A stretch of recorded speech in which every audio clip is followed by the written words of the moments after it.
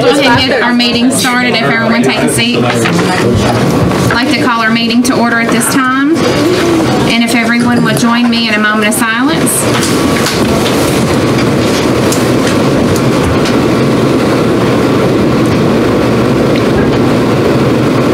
Thank you. If everyone would stand and say our pledge. I pledge allegiance to the flag of the United States of America and to the republic for which it stands, one nation, under God, indivisible, with liberty and justice for all. Thank you. You may be seated.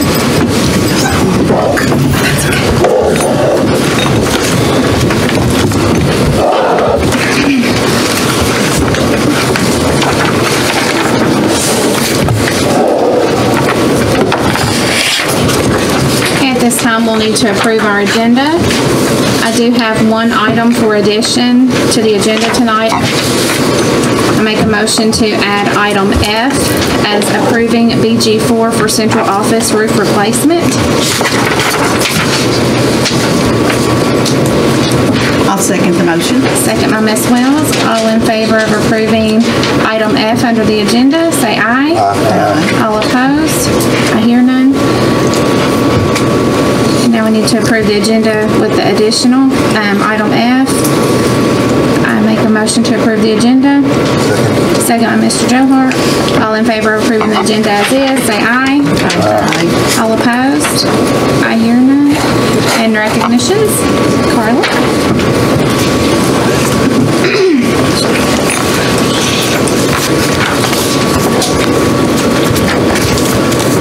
Well, good evening, board members and all of you guests. We have actually a couple of special guests with us tonight that I'm going to be recognizing. First little guy has been busy spreading Christmas cheer over the past few weeks. Mr. Aiden Robbins is a kindergartner at Bremen Elementary. And after donating some blankets, I believe, for the Humane Society over Thanksgiving break, he decided that he wanted to come up with some way to give during the Christmas season.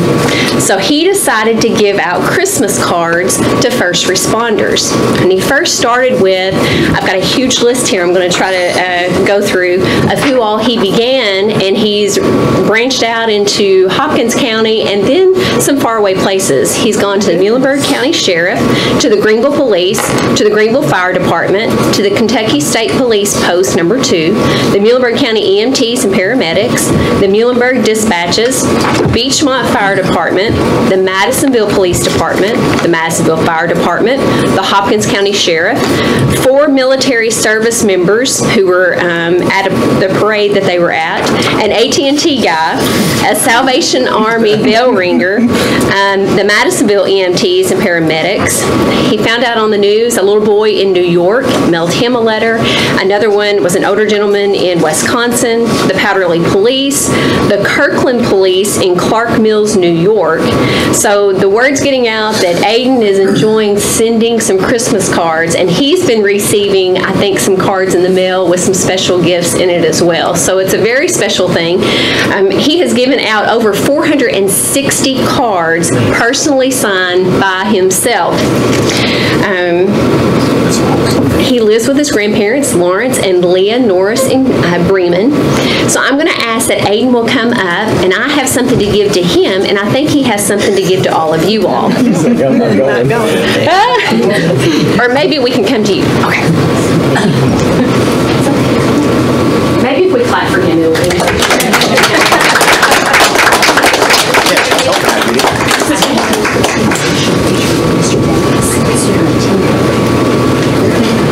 That side. Okay, I'll hold this side, and you just put cute, right? Perfect. Okay. Awesome.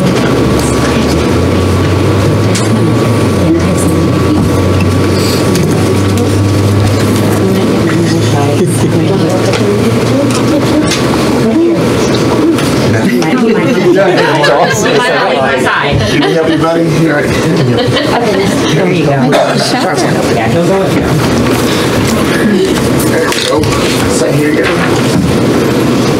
Thank you. Thank you, Aiden. We'll take some pictures in just a few moments. The second recognition that I want to give, I want to turn it over to the Greater Muhlenberg Chamber of Commerce President, Ms. Jessica Browning. She has a presentation. Am I supposed to come back? Yes, come on up. We're official here. No hiding behind the mic. Thanks for bringing that. Hi, so last Thursday night, on Thursday, December the 12th, we held our annual Chamber Awards dinner, and you all officially received this, but I wanted to make it officially official by doing it in front of the board. So I'm Jessica Browning, 2019 President of the Greater Muhlenberg Chamber of Commerce. It's my pleasure to officially present the Muhlenberg County Board of Education with the 2019 Chamber of Commerce Large Business of the Year Award. This award is presented to an organization with more than 25 employees that has demonstrated sound business practices, leadership, productivity, and quality, sound employee relations, and a commitment to the broader community. As Muhlenberg County's largest employer, the Board of Education is vital to the success of this community.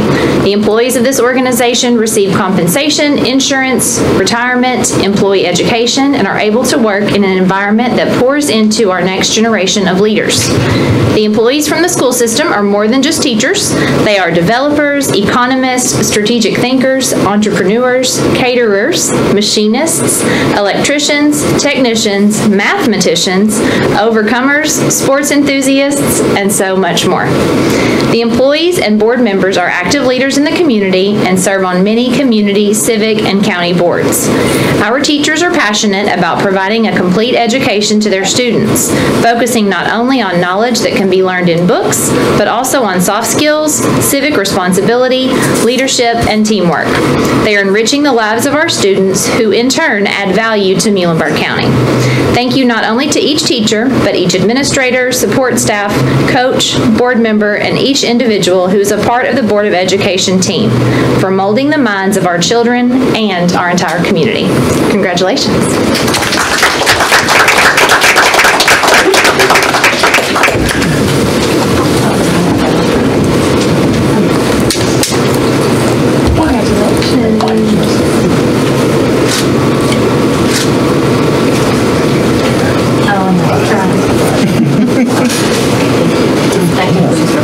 All right, thank you very much.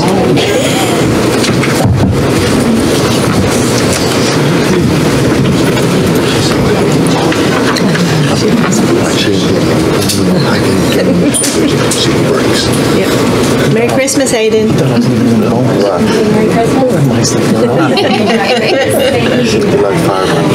Yeah. To Eric from Robbie, give everyone a raise. We'll move on down to our treasurer's report. Mr. Blutzinger.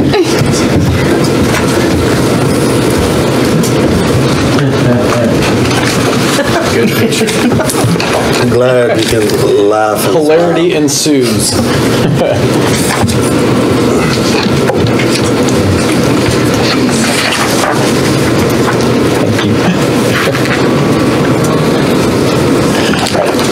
Thank you, Chairman Rager. Board members, tonight I'm bringing you the financials as of November 30th, 2019.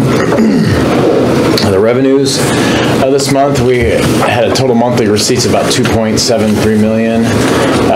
Really no great changes. The beginning balance is down about $1.43 million, and it's down.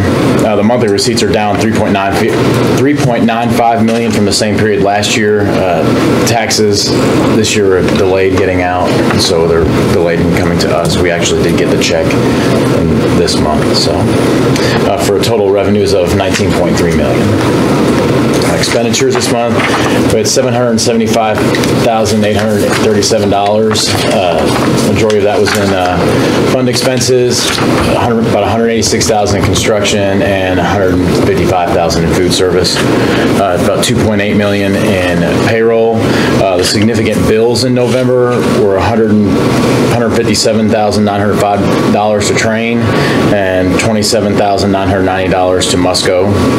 One was for the HVAC project, the other one's for the Bremen Ballpark project. Payroll is up only $3,000 versus November 2018.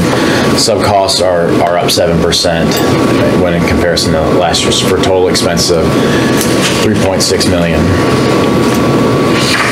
The breakdown of the accounts payable, fixed and mixed costs are about $588,000, utilities $102,000, really where they hover most months, and variable expense about $85,000. The breakdown of the $776,000. General fund is about $398,000, special revenue of $36,000, Fund 2. Construction about $186,000, and food service and daycare about $155,000. The ledger balance at the close of the month, $15.791 million. The bank balance was $8.6, about $656,000 in outstanding checks for a cash close of $7.98 million. Breakdown of the $15.79 million. General fund is about $6.9. It's down about $961,000. Again, that's going to be, we expect it to be up next month, based on taxes and whatnot. Construction, that $1.66 million. It's down $110,000 just from the payments that were made. Debt service is at negative $636,000. That's a $299 payment this month. So no really other significant changes for a total of about $15.791, down $859,000 from the previous month. Extended financial picture through March of 2020, excuse me, it's through April of 2020, I apologize. We expect to have about $22.66 million in the account in April. Are there any questions?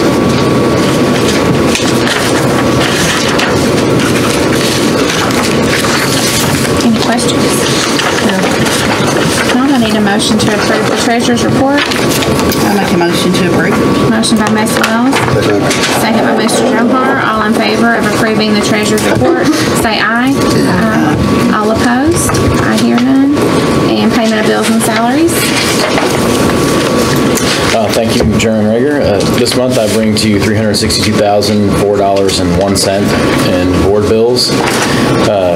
Of that, $195,000 was general fund, Fund 2, $35,000, construction was $132,000, and food service daycare was $205. The significant checks this month were $132,021.28 to Westerfield Builders for Bremen Ballpark, and $28,800 to Carl Riggs and Ingram for the audit. I make a motion to approve payment of bills and salaries. Second by Ms. Bard. All in favor of paying bills and salaries, say aye. Aye. All opposed? I hear none. Thank you. And thank you. Public participation.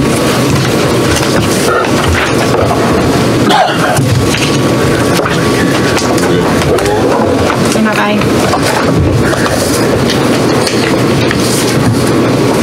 No one? Thank you. So we'll move on down to the next item, superintendent report. Mr. Davis. Thank you, Chairman Rager, board members. We'll get right to it because we got a longer night tonight with the evaluation later, but I need to mention that personnel actions are given to the board and that report is placed in the minutes, so you have those. The next board meeting, we'll set the board meeting dates for the rest of the year at the next board meeting, but that will be January 16th. And for the principals here, the principals meeting will be the following day, January 17th. So that'll be, again, January 16th here at 5:30. And we'll start now with our principals. I have a feeling a couple of them may be interesting. We'll start with Bremen. Thank you, Mr. Davis, board members. Merry Christmas to you guys and all your families. We have a great holidays. We just recently finished our CSIP, had it approved. Shout out to Lori and our leadership team as they finished that. Very proud of Aiden Robbins and his love for sending Christmas cards, Christmas cheer to people. We got a little celebration for him tomorrow here in the Eagle Pride Assembly. We had our winter growth celebration today where we celebrate students that made growth goals or winter grade level goals on MAP. they got to, I guess you'd say, throw a shaving cream tie at my face because we thought that when I priced whipped cream, it was extremely high, so I was trying to save it. So I took some shaving cream. I smell like a barbershop. Okay? Shout out to our staff members, Miss Katie Willis. They raised over $3,000 through our Christmas bazaar. Students learn about how to create things, this economics unit, and they learn about profits. And as they sell these things, we take the proceeds to buy items for our FRC closet. We purchased over 650 items for our FRC closet, and we also were able to purchase additional gifts for students who need angel tree items, and we try to help out the high school with that too. We had the Kentucky Derby Museum at our school, and a skateboard science assembly in our gym, which kind of worried about the gym floor, but the kids love those skateboarders going up and down off the half pipe and things like that. We have our last Eagle Pride assembly tomorrow, and we're working on our data from our data and item analysis for our fall scrimmages to try to really make some changes and things we need for our instructors. Thank you. Thank you, Mr. Sharp. I think the big question would be, how do you know what a barbershop smells like? Ms. Higgs, Central City.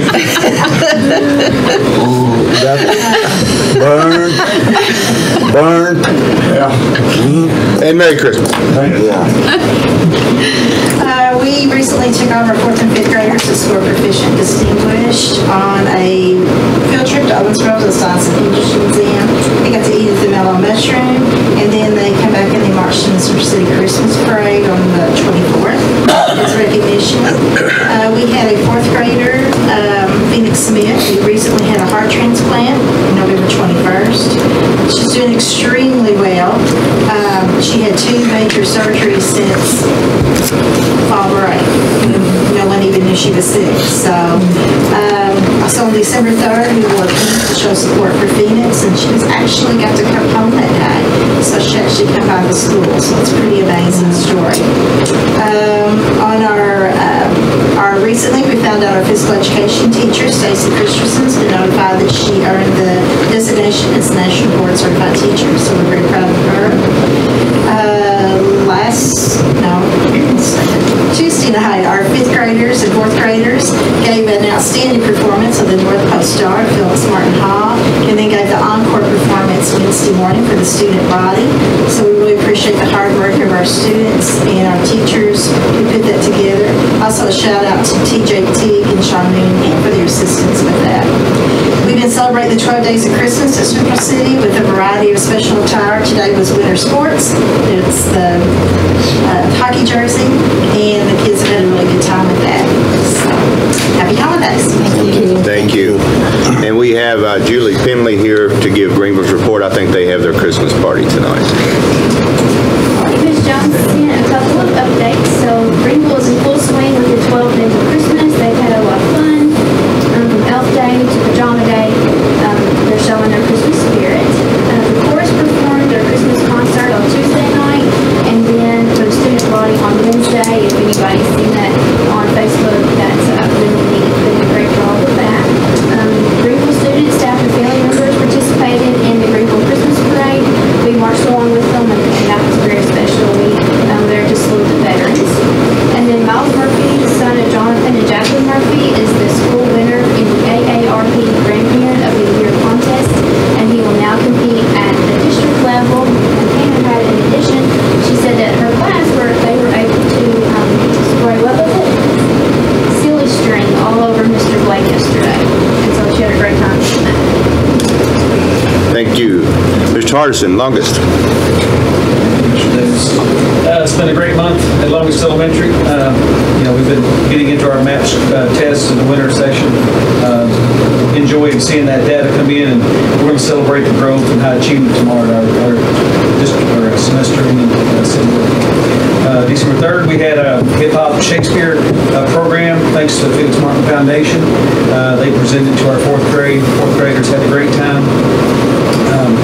Writing writing music, understanding, how Shakespeare shows up even in today's art. So it was a pretty exciting day for the fourth graders. December 6th, our fifth graders presented their wax museum. They studied characters from history and presented those to their classmates around the school, so they had a good time with that. December the 9th, we had Jason Lindsay, Mr. Science. We had a family night with over 100 guests that night attend. Had a great time. Recently, we've had our couple performances that have been exciting. December 12th, we had kindergarten and first grade perform together on stage some Christmas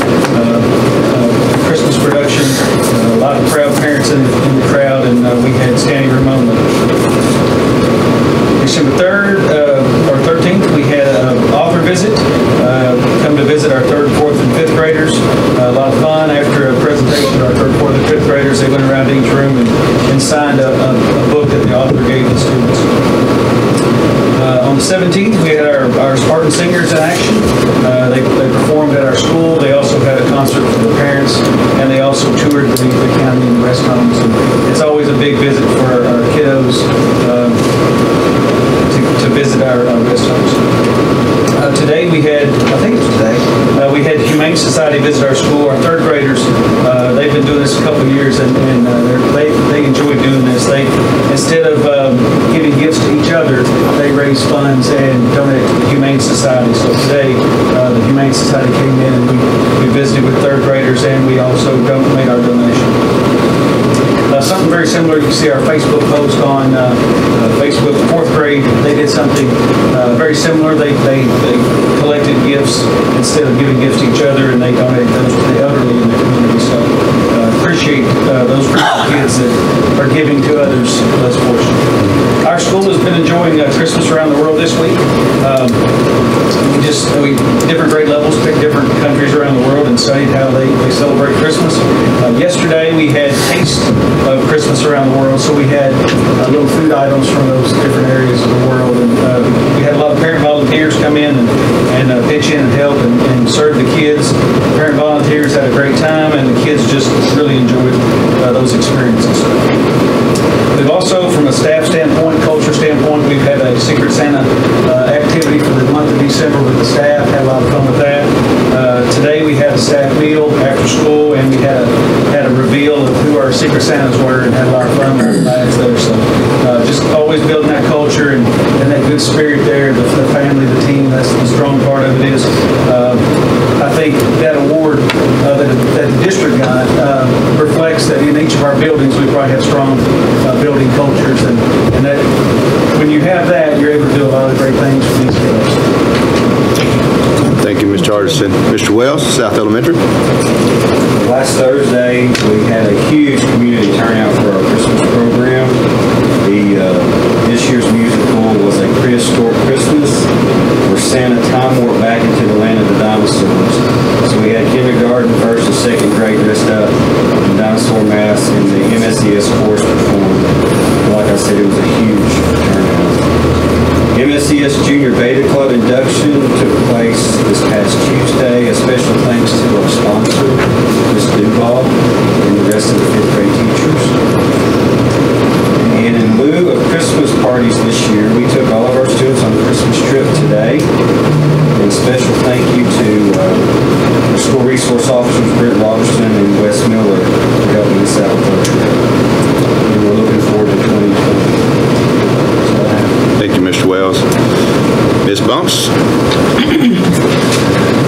Lots of things been going on at the high school as always. This week we've been celebrating Christmas movie theme week, and we have some competitive students and, for that matter, competitive staff. So the students in our 30-minute time each day were able to decorate the doors, and our themes this year were Best Overall Theme, Most Original Concept, Best Representative of Christmas Movie, Most Ingenious Twist Theme, and Best Message. So we were able to announce those winners at each campus, and then now the students will vote on the People's Choice Award and be able to do that. So that's been quite fun, and it's amazing to see a bunch of staff members turn into children when it comes to competitions and things of that nature.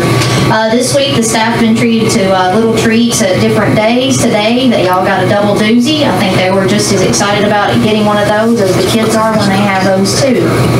Our basketball teams are doing really well, speaking of winter sports, especially our girls, our Lady Mustang team, 5-1, very tickled to death for them. Our cheer team placed third at the state competition last weekend, and our dance team competes this weekend at state, so excited for them as well.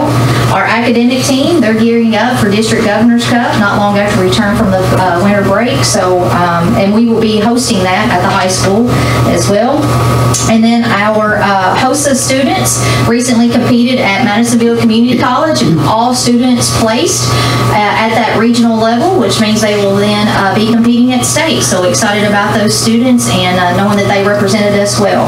And then last but certainly not least, we were able to hold parent nights for each grade level so that we could cover with the parents various information about the free dual credit opportunities that their child has, as well as for our senior parents, what are those next steps as we're getting ready for graduation. So that's all at Mustang Nation. Thank you, Ms. Bumps. Mr. Rager, North Middle. All right. We had our staff Christmas party on Monday at the Central City Country Club. Our boys basketball team, they helped with the Kentucky State Police food drive earlier last week at Kroger. They helped load over, I think, 3,500 pounds of groceries. I was actually there to get groceries, and they were helping put groceries in cars. They were pushing carts back in, so I know Kroger really appreciated that. Had breakfast with the principal this morning. Enjoyed meeting with some parents and receiving input. Tomorrow we will have our end of 9 weeks recognition assembly. We'll be recognizing the students for achievements, staff, and the main event will be a student versus staff dodgeball game at 3:15 if you would like to come. We will also be having the judging for our door decorating contest tomorrow, and we'll announce the winners at the assembly. We've also been doing the 12 Days of Christmas, and tomorrow is wear a Santa hat or reindeer antlers. And we're also, Ms. Jenkins and Ms. Knowles, they do a good job at the Family Resource Center with the gifts for the students. You will see down the hallway by Ms. Jenkins' office, it's they're rolling out bicycles and fishing poles. It's just really, really great to see that these students are going to have a good Christmas. So that's what's going on in North Middle. Thank you. Thank you, Mr. Rager. Mr. Lau, South Middle. On December 12th, we had our mother-daughter night, and our group I was going to skip to this one. We did have this morning. Unfortunately, I was a loser, and no, the pig's a loser. The pig's a loser. Our student Y had a fundraiser for Pucker Up for the Pig, and to help with some of their upcoming conferences that they will be going to, and myself and Ms. Hill, we come up on the short end, and so we had to kiss the pig this morning. Hey, you raised the most money, right? Yes, we raised the most money. I'm still wondering if there wasn't some underhanded that's going on. But, Thanks for hosting that fire drill, our emergency drill. So, yeah, that was not my finest moment. I'm not sure if the pig kissed me or I kissed the pig. Let's see, we also had our mother-daughter night on December 12th. Ms. Randolph, she leads that, and she had the group made door hangers and had a great night with our mother and daughters. And then tomorrow is our dodgeball tournament. I think it's our 5th annual dodgeball tournament. This year, thanks to Ms. Bumps for working with us, we're having our seniors come back. They were our first group that were able to participate, so some of our seniors will come back and be in our senior division tomorrow. So, thank you very much. Thank you, Mr. Lau. And that concludes my report. Okay, thank you. We'll move on down to our attendance and enrollment report. Mr. Freeman.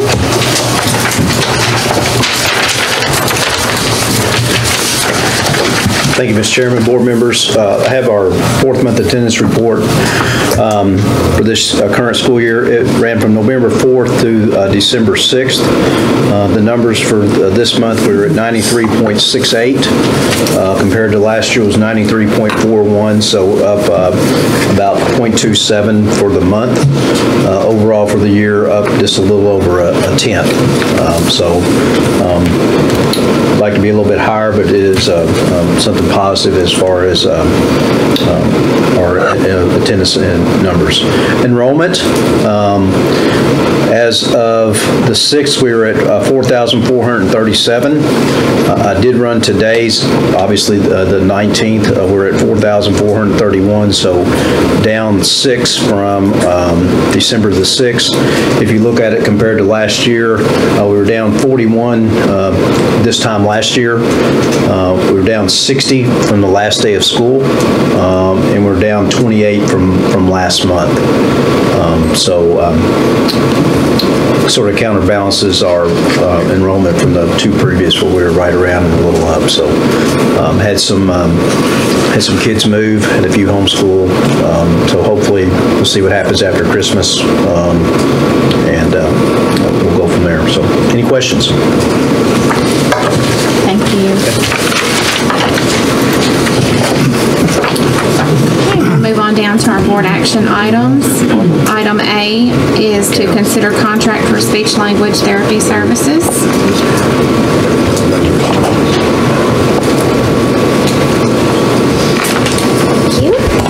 So you might be surprised to know that in our district we have almost 600 students who require speech and language therapy. And those students range from age 3 to 21. So to take care of those kiddos, we employ 10 speech language therapists and then 1 speech therapy assistant. And we have to operate under Kentucky regulations, and that means that each of those speech therapists has a caseload. And so we cannot exceed that caseload number. And so there are times when we have our employees go on maternity leave or may have to be off work for some time, and it's not as simple as just moving that one student, that one caseload over to another, because you may exceed the caseload maximum. So what we would like to do is enter into a contract with Carrie McPherson, and she is a board certified speech language therapist. And then attached in your documents there, you'll see the actual contract and what that looks like. I hope you've had time to read over that. There's very specific information in there. If you have any questions, I'll be glad to answer that.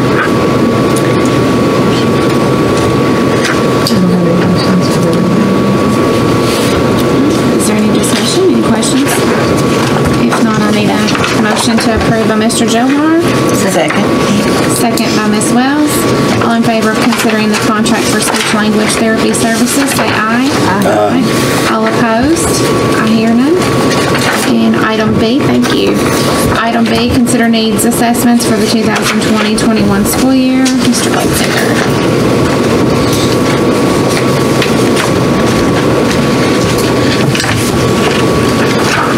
Thank you, Chairman Rager. This part of board policy, annually, the principals submit a list of needs for the next school year. We are requesting that each school get $4,000 to meet some of those needs. That'll be a total of $40,000 for 10 locations. The Renaissance Center included in that as well.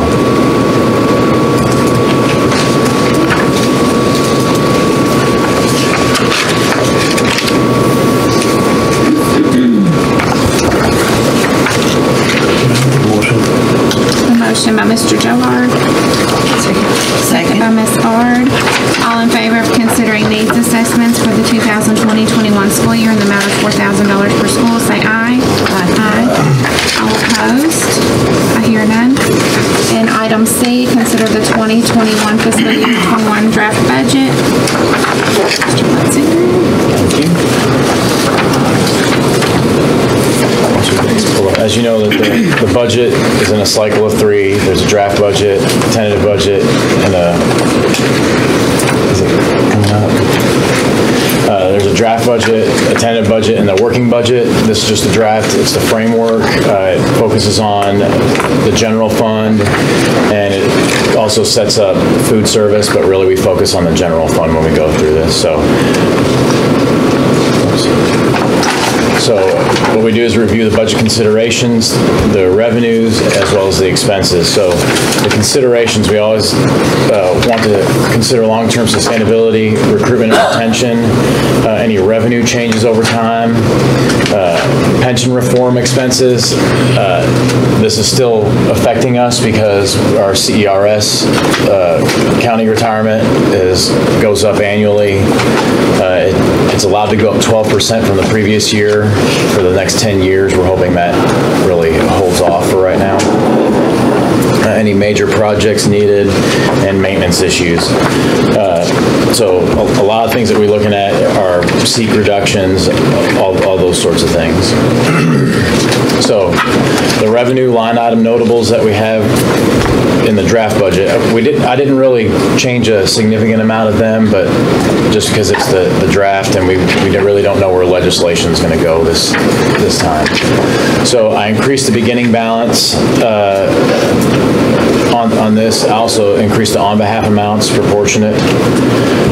I decreased our SEEK by 2.63. This resulted of a 3% predicted ADA reduction. Mr. Freeman and I have talked, that might be a little bit high, which is a good thing. So we're hoping that it's a little less than that 3% and that we're beginning to taper off, which will definitely help our budget. So a lot of our ratios get bumped up just because when you decrease that denominator, makes the percentage go up of whatever the numerator is. So our unmined minerals was decreased by 150,000 and our TVA by 400,000 right now. I'm not sure that the TVA is going to hit this year, but it's going to hit in the next year or so. So my conversation with the state said it shouldn't occur this year. My conversation with TVA said it may. So that's where we are on that one. So the general fund revenues, when we include the beginning balance, about $62 million. Local revenue, we budget about 14.7. State revenue, which includes the seat dollars, is at about 18 million. Right now, the SEEK,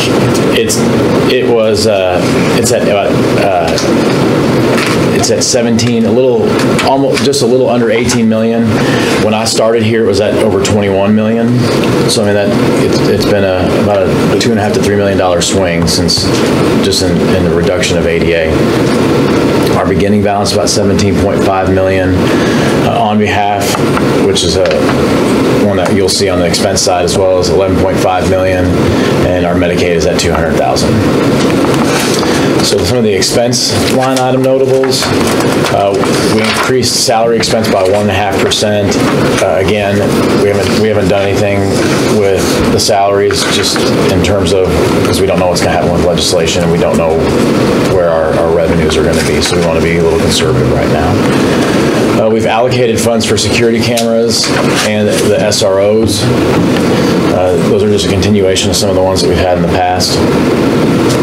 We budgeted $220,000, not 220,000 vehicles, $220,000 to vehicles and transportation funds. Reallocated roof repair funds over to West Campus. We have some roof repairs that we think we're probably going to have to tackle in the next year or so.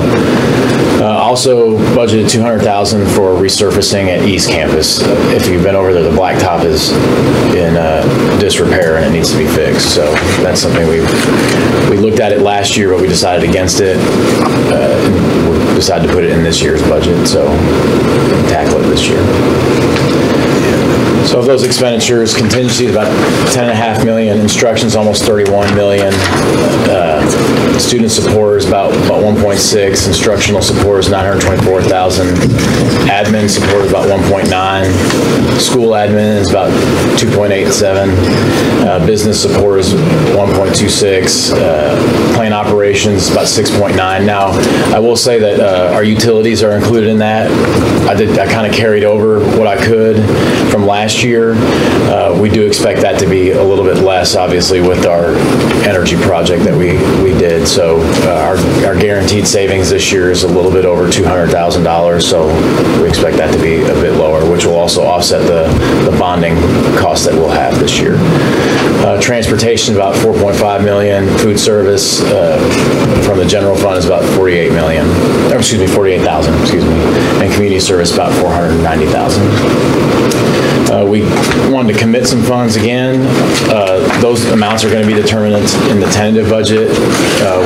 We're going to focus on major renovation items and any retirement commitments that we need to have and move those to committed funds. So are there any questions?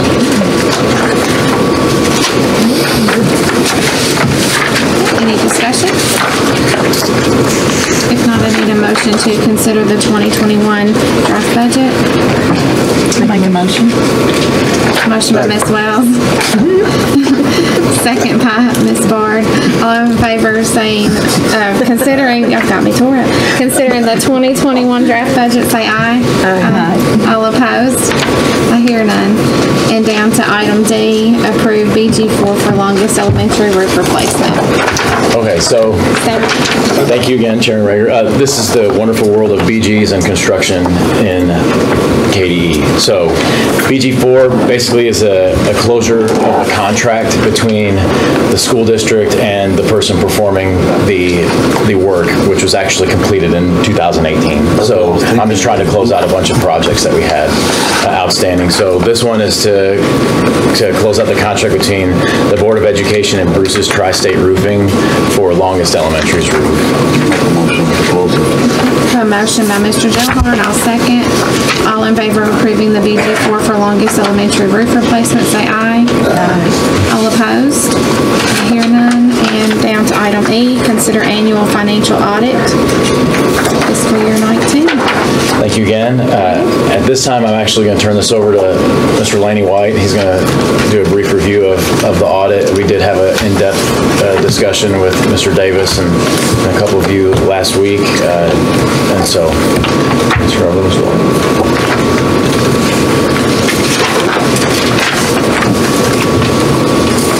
Thank you, Eric. I was hoping he'd go a little bit longer and keep on doing the numbers. We did have a little session on the 13th, Friday, and I promise we'll be shorter tonight. It was about a 2-hour work session. So I think the chair and vice chair got more than they wanted an audit report. Very important. You have in front of you actual clearing binder, and then there'll be some little graphs also. I kind of do those jointly together, and I'll again try to do a summary, hit the high points. And again, as in prior years, casual presentation, so if you have questions, to stop, and I'll try to fill the questions as we go.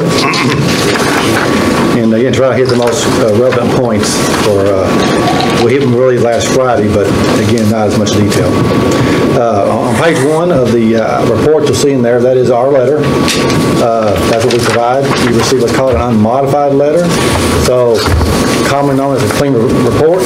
So for any users, it's a good report. So nothing negative from the letter on the final statement from that standpoint. So again, the audit was done with government auditing standards, as the school board is considered a governmental entity. Page 4 starts the MD&A, which is called the Management Discussion Analysis. That's something that Mr. Davis and Eric work together, and they kind of tell where they've been, where they are, and where they're going with the district. And so it kind of gives something that we can't say as auditors much about. We look at it to make sure there's nothing in there too far to the left from what's inside the document. But again, they can give a reader more, I guess, direction and analysis of the district's operations than we can do just from the actual factual of the amounts provided for year-end numbers. Page 12. If you remember, there's 2 sets of financial statements inside this document. The first set on page 12 is called like the government-wide, which is more on a business model. In accounting terms, it's called full accrual, which means it considers all your assets, which will be your campus, your vehicles, your buses, equipment, again, everything at cost, nothing at fair value, but at cost. And also includes all your liabilities, all your outstanding debt, any kind of accruals for sick leave could be out there. And also, it also includes, which started about 5 years ago, the pension number, which is the unfunded amount of pension. You belong into two plans, the KTRS for teachers and the SURS for the classified. And of course, on the KTRS, the state has agreed to pay for the pension, so you don't pick the liability of it inside here. It's shown as an on-behalf payment for the actual expense and revenue side. But for the classified, for the CRS, you do pick up your proportionate share across the state. So different employers across the state is in that plan. There's an actuarial study done and an audit done to divide those pieces out. And those are recorded inside your document from that standpoint. You can see on page 12, it's about $34 million total, which between the two. It's 17 or 18.2 for the pension and 16.3 for the what's called OPEB, but it's really health insurance is what it is. Those do kind of distort the numbers. We'll see, as I mentioned to you here in a minute. But on page 12, we'll hit the highlights. The total assets for the whole district are $108 million.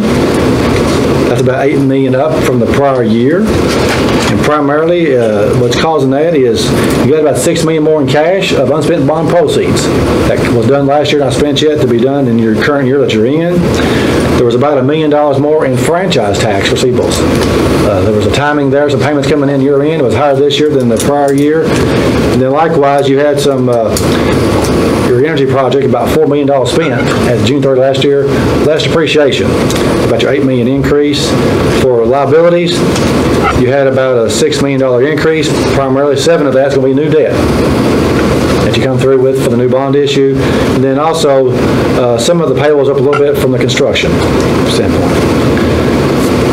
And then going to the equity side on page 13 for the government-wide, and this is the piece you want to watch, kind of. You had a net change about $790 to the good. So again, it increased. But if you were to look at the actual unrestricted, it did drop. If you look to the first graph, I may show this. Flip on the first graph. You can see a 3-year trend here. You can see kind of what's in total. It only changed $790,000 to the good, but in components, it changed quite a bit because what you've done, you see the unrestricted went from 12 million to 16 million. You moved some of that money up into your plan. Some money was transferred out of the general fund, it actually went up into your plan. So it's just switching the buckets. It's still in the overall equity, but you just kind of put it to fixed asset, which is going to be your energy project. The general fund put in about $3 million. And you can see likewise on the restricted funds, about $7.5 million. That's with construction money, is unspent bond proceeds, plus the $500,000 approximately for the Greenville Library, which has been for some years. You can see your net investment in capital assets really dropped us a little bit, $500,000, but that's the additions less depreciation, so not much change. Enough additions offset depreciation for the current year, so again, a growth common net number. If you look on page 13, you can see there, going across the $16.8 million at the very bottom, it says unrestricted.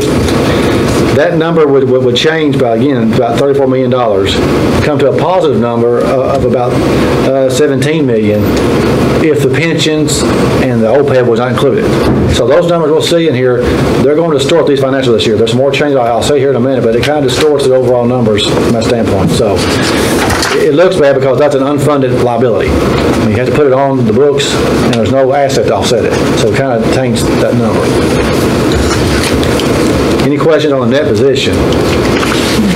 Nothing really negative, but overall a positive increase from that standpoint of the equity.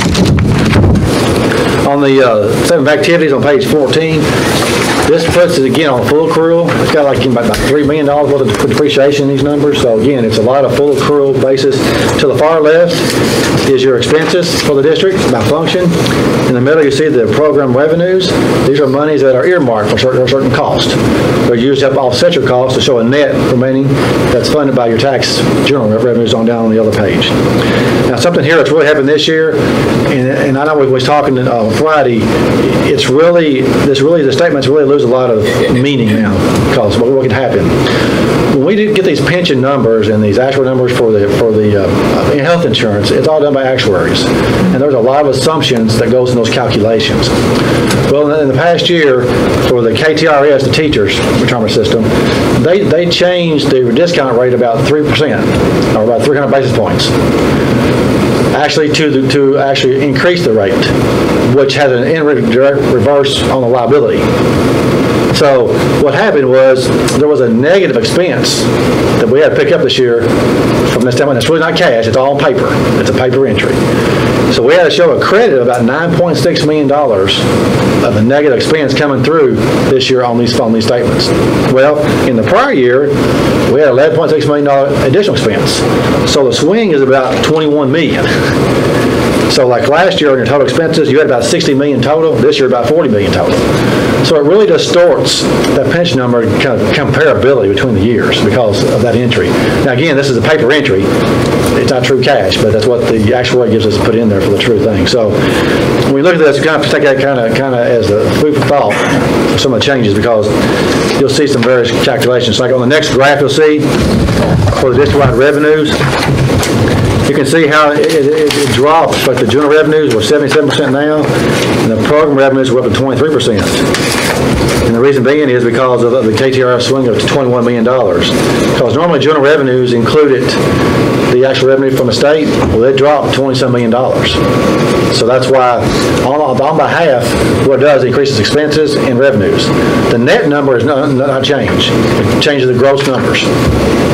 So when you flip over to the next page, on page 15, you'll see the general revenues. You can see right there it says state aid, $15.5 million in the middle of the page there. See, in the prior year, it was $21 million more in 18. So that's what's causing the percentages to kind of get slanted between the general dropping and making the program revenues to go higher. But the good thing is, overall, the net position change was $1.5 million, 1,461, approximately with that part. School food, the business activity number is school food and daycare. Those two in total. Given a net increase, again, of the 790 positive. In the prior year, it was about $150,000. So again, a good increase from the prior year. But the pension piece really does kind of distort gross numbers in this year's activities. Well, if you flip to the next graph, it kind of shows too on the expenses. You can see how instruction really just plummeted from, you've been running 61, 62, 3% kind of instruction. Now it fell to 44% because you had $19 million fall out of the instruction because of the negative hit of the KTR's pension. And that's why you're seeing the support, all the expenses kind of get a little trickle impact, primarily more in instruction and support, which is where the teachers would be.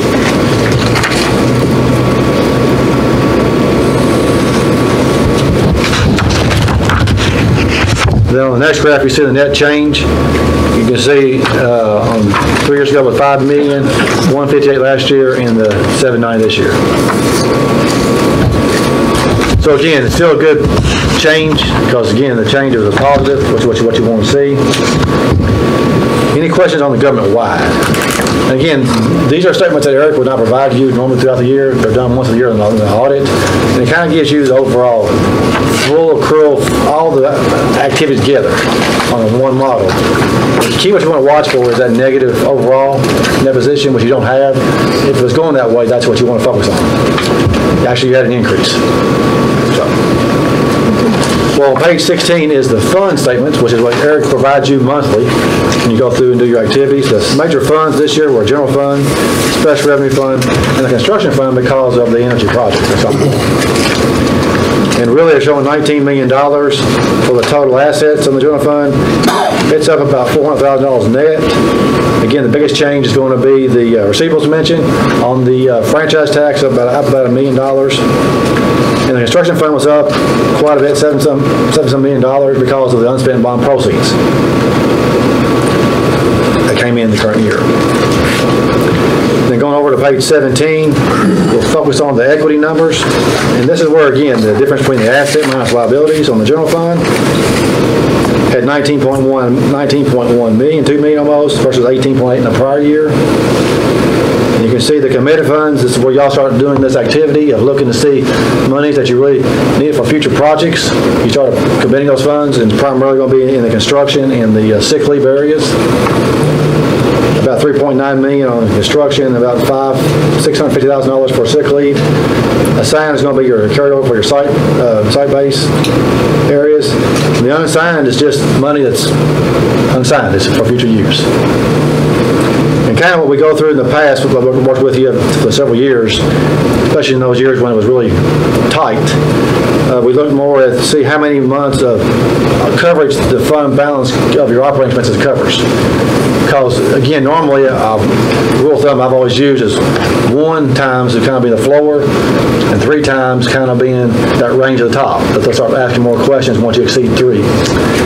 And really, you all, with your current unassigned, are about 4.8 months coverage. So you're still in a good, safe range, I think, financially, from an operating standpoint, as of June 30th. Now, the key is this year, we'll see here in a minute, you did receive a larger sum in franchise money, about $2 million in normal, which is up some. And again, as Eric mentioned, you know, the Sleeping Giant is the TVA money, which is about 15% of your budget. So when that can swing, that can have a big impact too.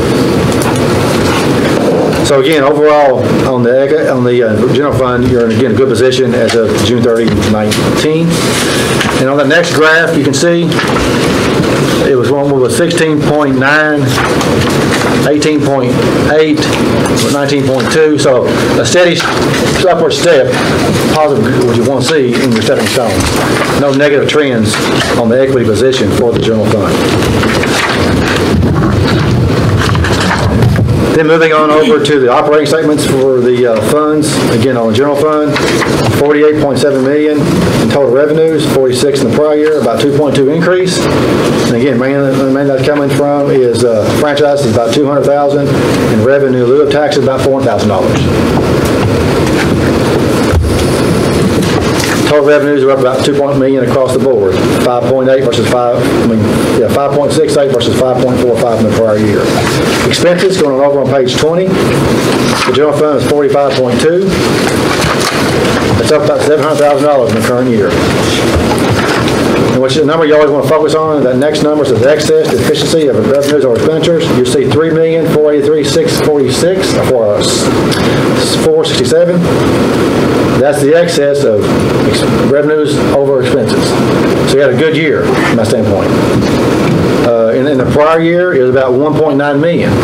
But again, the $2 million in the extra revenues from the franchise had a big impact on that number as kind of a one-off from the prior years.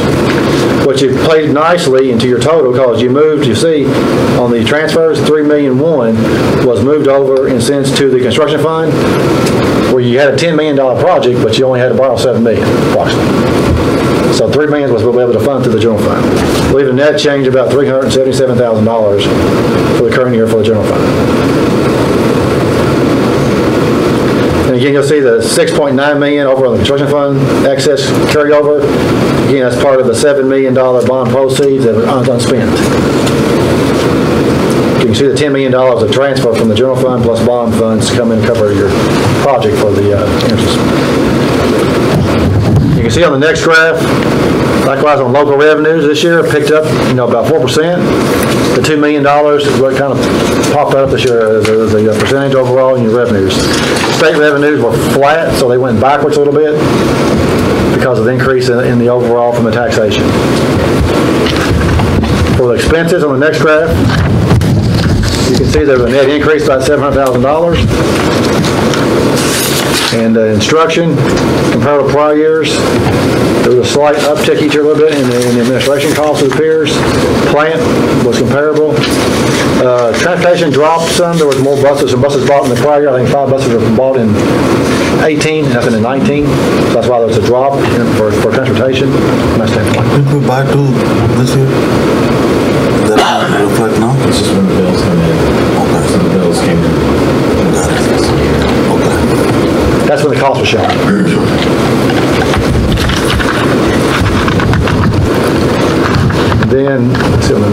next graph, you can see the net change.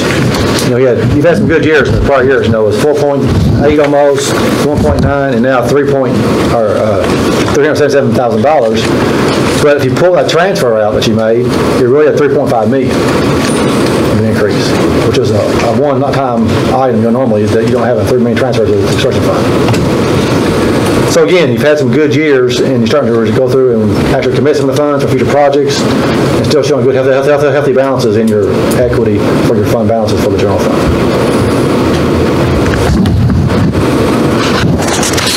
And then on the next graph, you can see the actual fund balances of the categories. You can see a drop in the unassigned from 17 to 13, but again, those funds are moving over to the committed monies. You can see a shift where you start now committing funds for future use.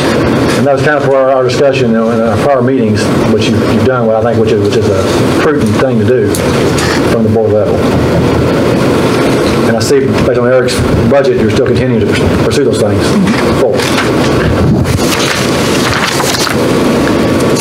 That's pretty much the general fund and the construction fund. If you turn on to page 22, we'll hit real quick on the proprietary fund type, which is going to be school, food, and daycare. The pension's going here too on both sides, and they do kind of distort the overall numbers, but if you focus on really the cash or receivable balances, the school food hasn't done as well this past year, and actually you're down to about 1 month's coverage of expenses. Your monthly on the monthly average, you're about 263K of cost, and you got about 262 in cash at the June 30. So about 1 month coverage. You can see on page 23, the equity again is showing negative, but again, most of that's pension. It would go positive if you add back the pension number. Because the pension, again, we're showing a $2.2 million, and the pension is about $2.9 million out of it. So we would go back positive about $700,000 if you were to add back the pension. But then on page 24 is your operating statement. Actual participation on lunches dropped about 2%, about 12,000 meals, and about 3,000 meals, 1% drop also in breakfast.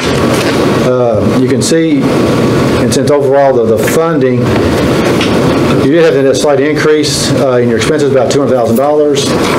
Revenue increase up on the operating side of the 173 is up by $12,000. You did have a small increase in your non-operating revenues, which is going to be your grants, about $100,000 or about $50,000. But you can see the loss before transfers of $515. So that's kind of where you're coming from. Now, of that, pension is a number in there too. Also, kind of distorts numbers. There's about $350,000 was a pension number in there. So really, you're losing about $200,000 once you pull a pension number out, which is non-cash from that standpoint. We talked some in our meeting. I think y'all are going to pursue some ways to look at this number. You did have a little bit of transfers going out for indirect, which has ceased because really it's just to deplete the fund. They were kind of tight on cash at the end of the year because they're waiting on some receivables. So the general fund actually had to loan some money to the school food to cover bills until their membership came in. So cash was a little tight. So I think going forward, we're trying to find some ways. We talked about some different ways, maybe try to help increase participation in the meals to get the CP program up and going more, to try to get some more reimbursement from that standpoint. Because if not, the general fund could, in some sense, have to start subsidized. It keeps going the way it's going. And that's one thing we talked about, second chance breakfast at the high school. I know at East, I talked to some today, they're serving about 100 more meals a day now with that second. So that's only at East and West now, but that is one. East and Laney said a lot of school districts use that to their advantage. Yeah, we shared that in our meeting, and just trying to give them, we're seeing, we do currently now 8 districts, including your all's now. And I forget how many of the percentages do, I mean, almost everybody is on CEP program, but the second chance meal is in a large percentage of them. I think it's about 2/3 of them now. And there's been huge percentage increases in the breakfast numbers, which is free money you're getting to help fund from my standpoint. So we'll help cover some of these costs. So, I mean, it's been a very successful program amongst most districts with that second chance breakfast meal. So that shouldn't be causing the losses because it's being reimbursed, the cost of that program is what you're saying, and it's covering some other... I mean, you'll have some more food costs directly because you're doing it, but the difference is being more to the profit help. There's a margin on there from the meal versus the cost to help offset other costs from the overall operation of the program. It's not, the food cost will not be 100% cost of what it costs you for your reimbursement. So it does help subsidize other costs that you're incurring. I mean, you only have about a $200,000 increase in total cost, not a huge cost, but your revenue is flat. Second chance in every school?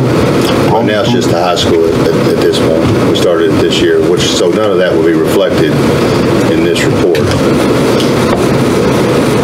So that's one way I believe you can try to find some other revenue sources to help maybe reduce some of those losses and get it more self-supportive in the future. Thank you. The rest of the report really goes in, page 27 is just the activity funds. That's going to be your school activity funds. Then on page 28 starts the notes, and I mentioned folks on Friday. About 2/3 of these notes are pension or health insurance related, and we will not go through those tonight from my standpoint, but it gives you more detail of the basic financials. So again, if you want to find more detail of the basic financials, the notes provide that information from my standpoint. On page 75, we'll jump a few pages. Merry Christmas.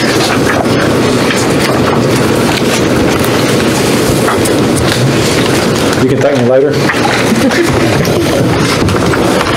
When we go through this is the budget, the general fund, and you can see there's a positive variance. You got 48,000,007 of the actual, 43 budget. Again, Eric kind of has some conservative budget. There's some things on the actual monies coming through from the taxes that was taxed and planned, which kind of creates a lot of this. Of course, you were under budget on your expenses because the contingency was also built in there. Flowing to page 76, showing a positive variance of the $377,000 because you did plan. I guess it wasn't much plan for the transfer neither. It was $34,000 spending from prior year. You moved $3,000,001 out to the construction fund, but again having a net increase of $377 to the general fund balance. So it shows the positive variances versus the negative. So nothing was negative in a sense overall. The rest of it kind of goes some schedules on the pension and old payable, as they call it, the health insurance. You won't go in all that information. Just to make note to you, if you look on page 70 or 87, just for your information only, really, this starts the detail. There's one fund over there on the front that said other. This gives the detail of the other. This breaks down the components, so you can see what makes it up. It says the total. That other total goes to the front. So it goes that for the balance sheet and also for the revenue expense statement. Page 89 is your schools, your activity funds. For each school, the beginning and ending balances. Again, no major movement overall. Then we're by state law required to give a high school detail by fund. So East and West are giving inside the document. Page 96 is your schedule for your federal awards for all your federal monies. You had 5.3 this year versus 5.1 last year, so about a $200,000 increase in that. Then on page 100 starts your other letters. We have 2 more letters. As I said earlier on in the first part of the report, the audit is done with government auditing standards, and it requires another additional wording and work. 2 components. One is on internal controls, and one is on laws and regulations. You do not have any findings for noncompliance on laws and regulations that were directed material. But this year, you all did have a finding on internal controls, and it was deemed to be a material weakness. And that's the highest level that you can go to from that standpoint, primarily dealing with cash. Eric has looked through it, and all the management, there's been a remedy fixed or controls put in place to help address this issue going forward. So it's primarily dealing with the cash balances of some just cash reconciliations of cash. And Eric's response is also inside the document.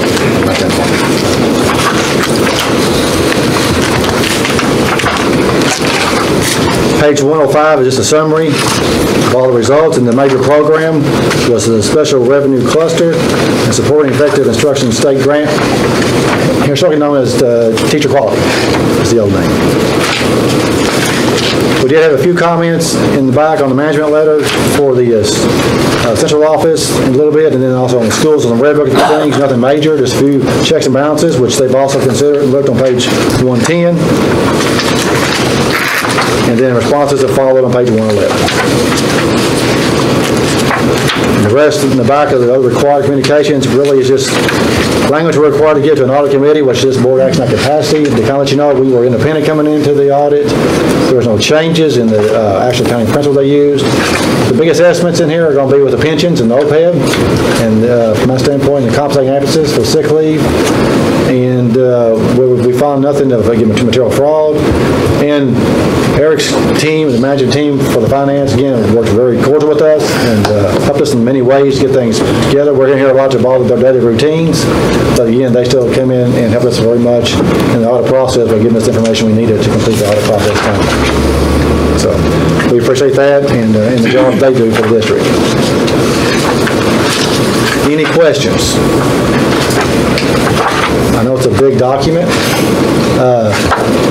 I'll leave some cards with Mr. Davis and Eric, and y'all can have my card. If you have questions, feel free to call me. If you get through and have some, I'll be glad to try to field your questions. You may have time to digest it a little more. Thank you. Thank you. Any discussion or questions? If not, I need a motion to consider the annual financial audit. I make a motion. Motion by Ms. Wells. Second by Mr. Johar. All in favor? I can hear you over here. All in favor of approving considering the financial audit fiscal year 19, say aye. Aye. All opposed? I hear none. And item F is to approve the BG4 for the central office roof replacement. I just want to add something on the previous one. You'll notice, like on the comments, the one thing that I am proud of with the schools, every one of the schools and in the central office here, every prior year comment has always has been fixed. So when we find out an issue, we address it and we fix it. So I just wanted to add that. And he would not let me put a picture of my face grimacing on the response to the weakness. As you know, Stephanie and Susan came in. This is the first year we're going to start doing that, bringing in two board members, the chair and the vice chair this time, sit in and listen to, I think it was about a 2-hour plus meeting, super detailed, and to just be as transparent as we possibly can on what's going on. So, you know, I know you two ladies were able to be here for that. And I appreciate that. It was very helpful just to dig into it. Next year we're going to invite the principals in for that as well. So, thank you, Chairman Rager. So, BG4. This BG4 is just for the central office roof replacement, which will close out the contract between the Board of Education and Preferred Construction Services. It's the next step in the process to closing out the roof replacement for our main office here. Any questions? All right, I make a motion to approve the BG4 for the central office roof replacement. Second by Mr. Johar. All in favor of approving the BG4 for the central office roof replacement, say aye. Aye. All opposed? I hear none, and we're down to to the board consent agenda items. Approval of minutes of the prior board meeting, considering non-resident contracts with Owensboro Independent, Russellville Independent, Warren County, Logan County, Todd County, Hopkins County, Ohio County, Davis County, Barron County, Butler County, Webster County, and McLean County. Leave of absence, fundraising, and field trip requests. And we've had a chance to look through all of that in our packets. Is there any questions? If not, I need a motion to approve. Make a motion to approve. Motion by Ms. Wells. Second by Mr. Bowers.